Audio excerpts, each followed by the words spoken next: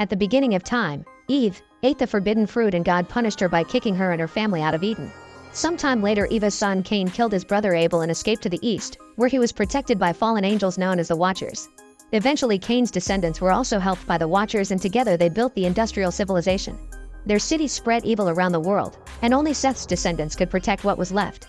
Many years later, a man known as Lamech is doing a special ritual to pass the responsibility of protecting humanity to Noah, who is his son and also Seth's last descendant. He starts by wrapping snakeskin around his arm, but before they can finish the ritual, they hear an alert warning them of an upcoming army. Noah immediately hides while Lamech approaches the army and learns that their leader wants to mine a special mineral known as Tsohar. When Lamech refuses, the leader responds by slapping him, saying that his city is starving and that his army will take what they want to survive. Then he rips off the snakeskin from Lamech's arm and kills him, causing Noah to run away. Decades later, Noah is now a proud family man. One day he's out gathering with his sons Ham and Shem when suddenly a drop falls from the sky, and as soon as it hits the ground, it grows into a flower. Taking this as a sign, Noah gathers his sons to leave, but they stop when they see a creature scurrying away. Very slowly, Noah approaches it and finds a broken spear in its stomach that causes the animal to die. At that moment, the poachers that attack the animal surround him, so Noah removes the spear from the creature and uses it to stab one of them. He then steals that poacher's spear and proceeds to fight the other guys, exchanging a few hits before killing them one by one. Afterward, Noah and his sons start a fire to say goodbye to the poor creature. In the evening, Noah returns home to his wife Nemeh and his third son Japheth and tells them about the flower he saw, but Nemeh insists he should rest. Sometime later, Noah shows up in a wasteland near a mountain, noticing blood under his feet. A flower suddenly blooming happens again, and at that moment, the land is fully underwater, drowning everything in sight. This makes Noah wake up screaming, and when he shares his nightmare with Nemeh, he says this was a dream sent by God to tell him the end of the world is coming. It turns out that the mountain in the dream is the home of Noah's grandfather, so the whole family begins making their way there. After lots of traveling, they reach an abandoned Tsohar mine and discover a bunch of dead scavengers. Suddenly they hear a girl's voice, and they follow the noise to find Elah, whose injuries are taken care of by Nemeh. Soon they hear dangerous men approaching, so the family brings Elah along and they run away with no choice but to walk into a cursed wasteland. Most of the men are scared and stop running, but a few of them still chase them, so Noah stays to fight them while his family escapes. However, the rocks suddenly start moving and they knock Noah out. He wakes up moments later and discovers he and his family have been left in a chasm. Then they're approached by the rocks, who turn out to be the Watchers, who recognize Noah as Seth's descendant, causing Semyaza to scold his friend Og for not killing the family because men betrayed God. Noah tells them that God sent them, but Semyaza doesn't believe him and the Watchers leave. When night falls, Nemeh puts Elah to sleep and points out that her wound won't let her have children. At that moment, Noah hears a noise. It's Og, who begins guiding them out of the cams as he tells them the whole story. The Watchers were made of light, but when they chose to help mankind, God chastised them by turning them into rock and mud. The Watchers still shared their knowledge, and thanks to it, humans became powerful but also very violent. In the end, Noah's grandfather Methuselah was the only one who protected the Watchers by using a sword to scorch the earth and destroy the army that hunted down the Watchers. Now the other Watchers can't accept that God reached out to a human like Noah, but Og still guides them out of the wasteland and into a wonderful mountain. While the group rests, Noah and Shem climb the mountain and reach the cave where they find Methuselah, who touches Shem's forehead to instantly make him fall asleep so they can have privacy. As they share some tea, Methuselah explains that his own father had already predicted that God would destroy the world if men continued their ways, and that's the same prophecy Noah is seeing in his dreams now. Methuselah wonders if Noah believes that the destruction can be averted, and Noah says that the world will die by water, but that he also saw new life, so he thinks there's more to the message. After Methuselah agrees, Noah realizes that his grandfather put something in the tea as he suddenly finds himself alone in the cave, which begins filling with water. A large structure appears before him and Noah watches how a herd of animals start swimming towards it. A light takes over the vision and causes Noah to wake up, so Methuselah asks what he saw. Noah concludes that the water is meant to cleanse them so God can start again. He's now sure that they can survive the flood, so Methuselah gives him a seed from the Garden of Eden. Afterward, Noah returns to his family and tells them that humanity will be punished, but they were chosen to save the animals, who are innocent. Then he proceeds to plant the seed from Eden as he finally realizes that he must build the ark from his dream to survive the flood. The next morning, Noah finds Og getting dragged away by the Watchers, who call him a traitor. Noah begs the Watchers for their help, but Semyaza points out that last time they lost everything for helping men. When Noah keeps on insisting, Semyaza gets ready to hit him, but at that moment water begins coming out from the spot with the seed. This water spreads all over the place and helps plants sprout, bringing life back to the wasteland in the form of beautiful tall trees. Seeing this as a sign, the Watchers finally accept to help Noah build the ark. Years begin to pass and the water travels across the land to reach the animals, who drink it and immediately go to where Noah's family and the Watchers are building the ark with lots of hard work. The kids are now adults and Shem and Ela are in a relationship. One afternoon they're spending some time in private sharing some kisses, and Shem tries to kiss Ila's wound. However, she hates it because it still hurts. Shem also notices him spying on them, jealous because he doesn't have anyone. Suddenly tons of birds begin flying toward the ark, so the couple goes back and finds Japheth telling Noah about the birds. Noah sees this as a sign that the storm will begin soon. Afterward, the birds fly into the ark, settling down on the perches made for them. Since they're quite loud, Nameh burns some herbs to put them to sleep with the smoke. Noah explains to Japheth that each animal came in pairs of a male and a female, and after the storm, they'll repopulate the world. Ham hears this and later approaches Noah to point out that everyone has a partner beside him in Japheth, but Noah assures him that God will send everything they'll need. Soon also the snakes come and Japheth is scared, but Noah reminds him no animal shall be left behind. Sometime later, Ham is in the woods when he suddenly notices some women walking by. When he tries to follow them, a man shows up and tries to attack him, but thankfully a second man appears and kills the first one before Ham can get hurt. This man introduces himself as King Tuval-Cain, which causes Ham to point out that there are no kings in God's garden. Tuval-Cain laughs at that, and when he notices Ham staring at his war hammer, he offers it to him. Then Ham takes Tuval-Cain and his people to the ark, but Tuval-Cain stops him from going to his father, calling him his best soldier. Noah cuts in and reminds him that his son isn't Tuval-Cain's, so he makes him return the weapon and go to his family. Then Tuval-Cain claims that everything in this land, including the ark, belongs to him. When Noah argues that the ark was built to protect the innocent from God's cleansing, Tuval-Cain insists that God has long abandoned them and that his army will take what they want to survive. Recognizing his words, Noah realizes that this is the man who killed his father and immediately announces that he's the son of Seth, so the Watchers rise to protect him. Tuval-Cain's men are terrified, but Tuval-Cain isn't bothered and tells Noah that if God does try to wipe them out, he will return with legions to take the ark. After they leave, Tuval-Cain orders his men to make more weapons and warriors to fight the Watchers. Everyone begins working hard, however their camp is destroyed when the largest animals go through the forest to join the ark. A few days later, Ela approaches Noah to point out that Shem needs someone who can give him children. Noah assures her that she's a precious gift to his family, but Ela still asks him to find a new wife for Shem. Later in the evening, Noah visits Tuval-Cain's village, where he finds men trading women and children for meat.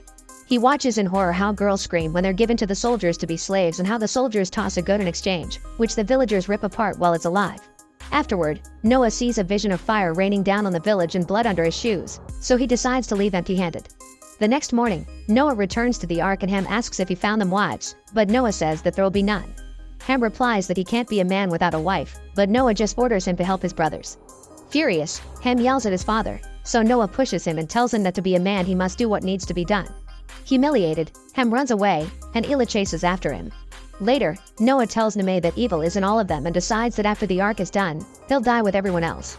Unwilling to accept this, Nameh goes to see Methuselah to ask for help for her children, but Methuselah agrees that men corrupted the world so God must wipe them out completely. Meanwhile, Ham sneaks into the village only to accidentally fall into a mass grave where he finds a woman named Nile. Realizing that she's hiding here to avoid men, Ham promises not to hurt her and shares some food before offering to help her escape. However, Nile is too scared to leave, so Ham stays with her instead. Back at the ark, Noah realizes his kids are missing and sends Shem to find them. Ela is still looking for Ham through the forest and eventually finds Methuselah. He realizes that he hasn't given her a blessing yet, so he touches her stomach, causing Ela to back away in pain. At that moment, she hears Shem calling for her, so Methuselah tells her to go. The couple reunites with a kiss and they finally get frisky with each other. Meanwhile, Noah and the Watchers finally finish building the ark. As soon as Noah closes the door, the sky darkens and rain begins falling, announcing the beginning of the end. Noticing this, Ham pulls Nile out of the pit to escape, and Tuval-Cain shoots his weapon at the sky, demanding an answer from God. When he gets nothing, he prepares his men for battle. Shem and Ela return to the ark, but Ham's still missing, so Noah goes to search for him. In the meantime, Tuval-Cain's army rushes to Noah's ark through the forest while Ham and Nile are running nearby. Suddenly Nile gets caught in a bear trap and falls, so Ham uses his own body to shield her from the upcoming army. At that moment Noah arrives and pulls Ham away, but Nile is left behind and she ends up trampled to death. Soon the army gets to the ark and a fierce battle begins between them and the Watchers. The giant creatures are very strong and use their rock arms to push the men away as if they were mere flies.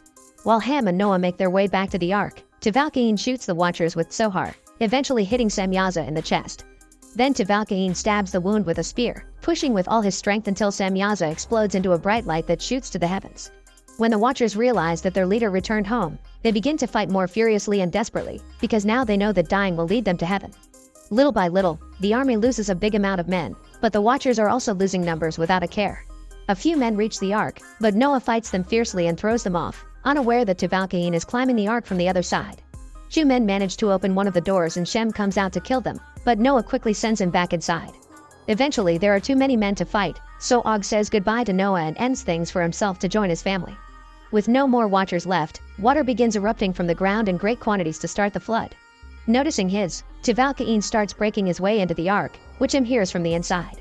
In the forest, Methuselah eats his favorite berry before welcoming a wave that washes the forest away. The water destroys the army and reaches the ark, so Noah and Tubal-Cain hold on as the ark gets flooded with water too, shaking the structure and killing any remaining soldiers.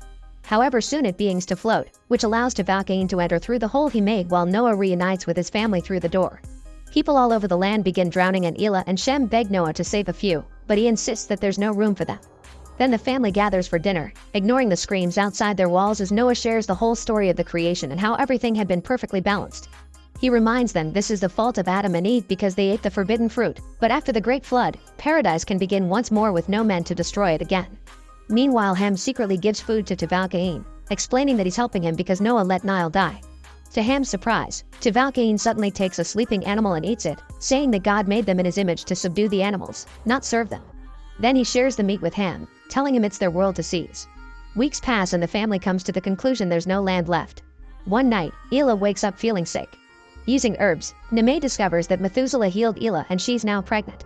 Elah cries with joy, but Nemeh realizes that this will anger Noah. Later, Elah announces her pregnancy and Nemeh confesses that she asked Methuselah for help, but Noah thinks that she undermined God. Feeling conflicted, Noah throws things to the floor and goes outside to beg to God not to make him kill his grandchild, to no avail. While Elah cries in Nemeh's arms, they notice that the rain suddenly stops. The family comes out and Elah says that the rain stopped because God's blessing their child, but Noah disagrees as he announces that if the child is a boy, he will become the last man. If it's a girl, she must die to prevent her from mothering more children. Shem tries to defend his child, but Noah ignores him. A few months later, Japheth welcomes a crow that he sent out, but since its claws are clean, it means it didn't find land. He and Nemeh meet with Elah and Shem, who are preparing a raft to leave. Learning that there's no land doesn't change their minds, they're still determined to save their baby. Afterward, Nemeh confronts Noah, begging him to punish her instead of their kids since she was the one that asked for Methuselah's help. Noah argues that all men are being disciplined and this is just justice, so Nemeh points out that Noah will lose his family if he harms the child. Meanwhile, Tubal-Cain sees that Elah is pregnant and asks Ham to bring Noah to him. When Ham hesitates, Tubal-Cain reminds him that Noah killed the woman he chose and is now about to kill his brother's child. In order to make the plan believable, Tubal-Cain kills another animal. Back to Noah, he shows up outside and immediately burns the couple's raft to stop them from leaving. At that moment, Elah's water breaks, so Nemeh takes her away to help her give birth. With a weapon in his hands, Shem stares angrily at his father, but before things can escalate, Ham yells that the animals are awake and attacking each other. Noah immediately goes to check, but this is just a trap for Tubal-Cain to ambush him. The two men begin fighting while Ham watches, feeling conflicted over whom he should be loyal to. Blood is spilled on Ham's face as the men viciously attack each other, but Noah eventually gets the upper hand and grabs Tubal-Cain by his neck. Meanwhile, Elah gives birth to a healthy baby, yet she continues to scream in pain. It turns out she's having twins. When the second baby comes out, Nemeh announces that both babies are girls. Hearing this, Shem promises Elah that Noah won't harm their daughters and leaves. Back to the fight, Tubal-Cain bites Noah's hand, freeing himself before knocking Noah down. However, the ark suddenly crashes into the top of a mountain, throwing everyone back. Then Noah finds Tubal-Cain holding onto the broken floor, so he moves to finish him. At that moment, Shem attacks his father, determined to keep him away from his children. Tubal-Cain uses this opportunity to climb back up and knock Shem down, claiming that Noah is his. Then Tubal-Cain corners Noah, but as announces that he'll build the new world in his image, Ham suddenly stabs him.